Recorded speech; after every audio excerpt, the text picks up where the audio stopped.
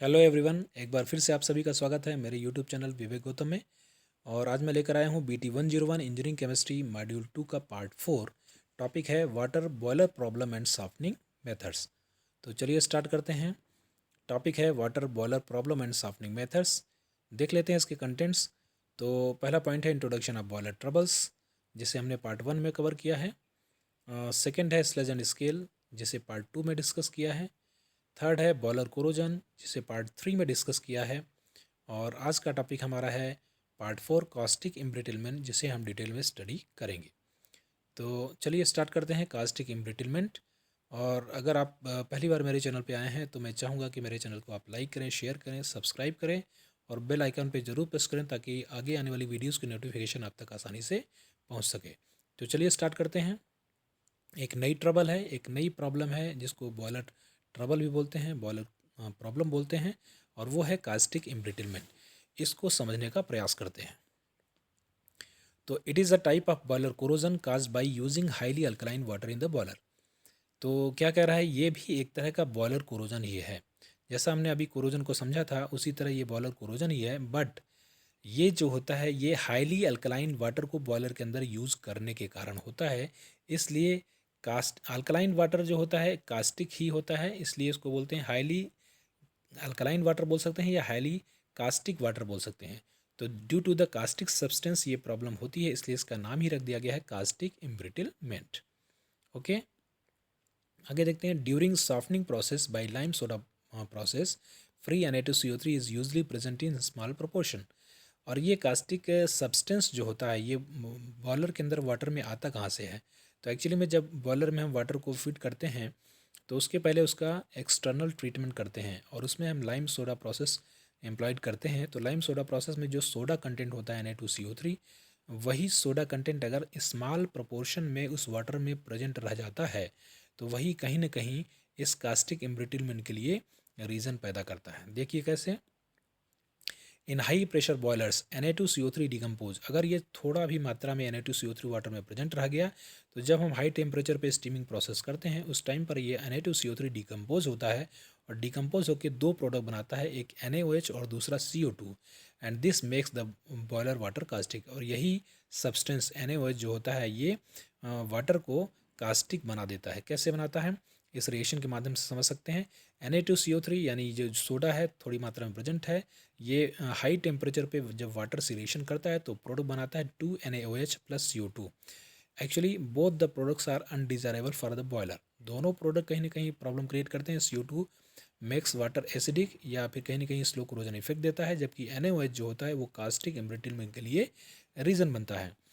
तो यहाँ पर जो हमारा पॉइंट है वो है NaOH को समझना है। NaOH क्या है, एक तरह इसका नाम भी है कास्टिक सोडा। तो ये कास्टिक सब्सटेंस होता है और यही जिम्मेदार होता है कास्टिक इम्ब्रिटलमेंट के लिए। कैसे, वो देखते हैं। The NaOH containing water flows into minute hair cracks always present in inner side of boiler by capillary action। तो बॉयलर के अंदर अगर हम बात करें तो इनर वॉल पे बहुत सारे माइन्यूट हेयर क्रैक्स प्रेजेंट होते हैं।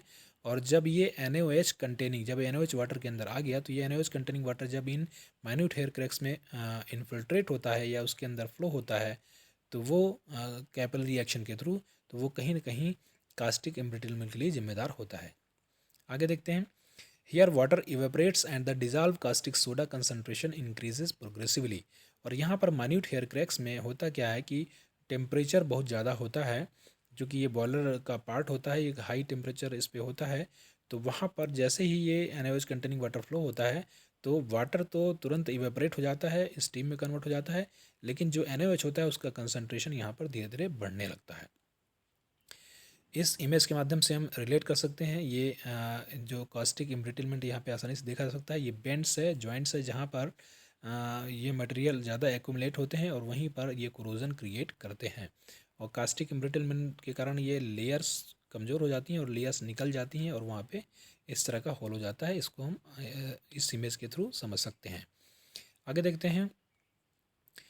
This caustic soda attacks the surrounding area, thereby dissolving iron of the boiler as sodium ferroate. This causes embrittlement of boiler parts like bends, joints, etc., causing even failure of the boiler.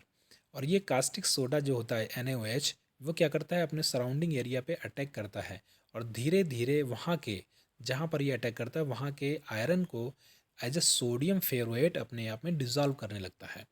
और इसकी वजह से ही ये caustic embrittlement होता है। और mostly कहाँ पर होता है, बेंड्स पर, जॉइंट्स पर, जहाँ पर फ्लोरेट कम होता है। और यहाँ कभी कभी तो इतना ज़्यादा डेंजरस होता है कि बॉयलर के फेलियर के लिए भी जिम्मेदार होता है।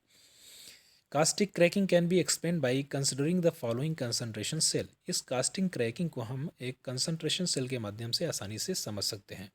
कैसे, the iron surrounded by dilute NaOH becomes the cathodic side.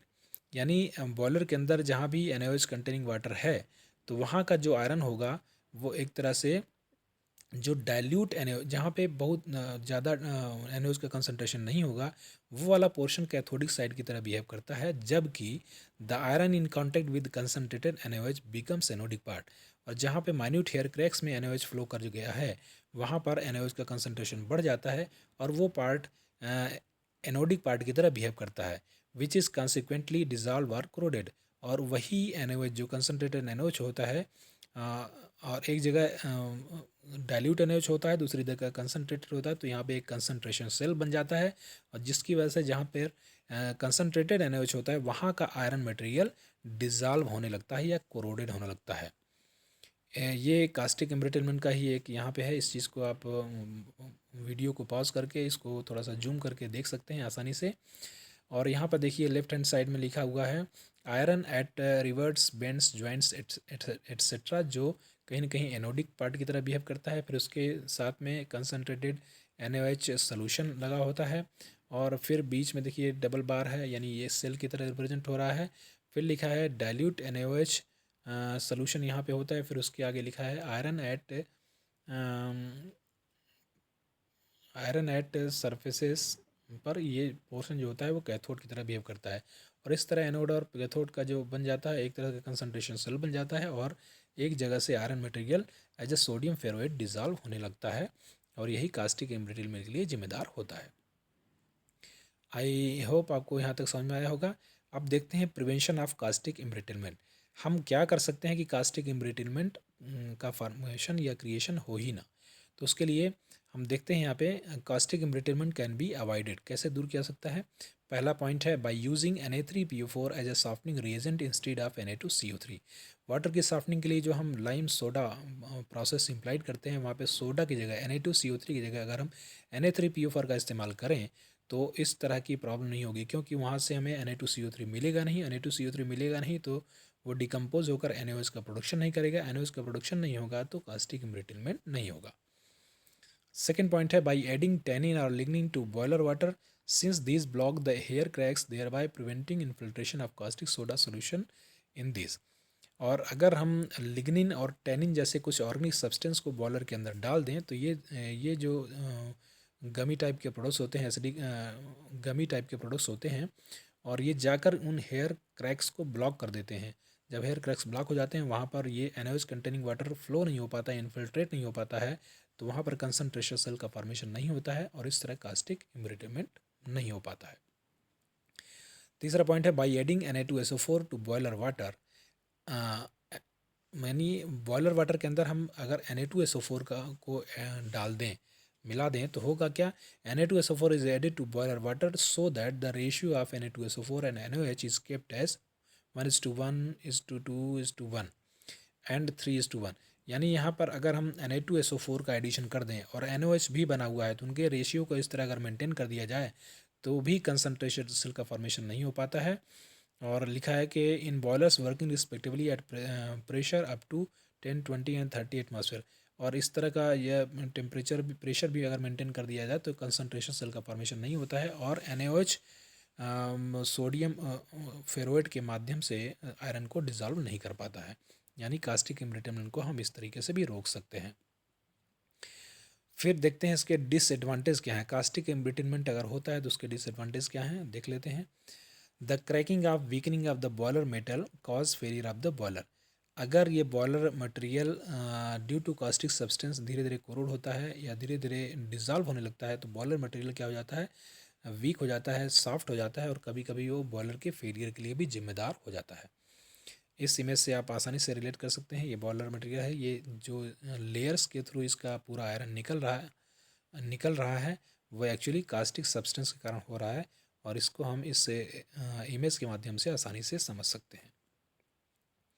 I hope यहाँ तक आपको क्लियर होता होगा। Thanks for watching, thank you. अगर आप मेरे चैनल पे पहली बार आए हैं तो मैं चाहूँगा कि मेरे चैनल को आप लाइक करें, शेयर करें, सब्सक्राइब करें और बेल आइकन पे जरूर प्रेस करें ताकि आगे आने वाली वीडियोज़ की नोटिफिकेशन आप तक आसानी से पहुँच सके। Till then keep learning.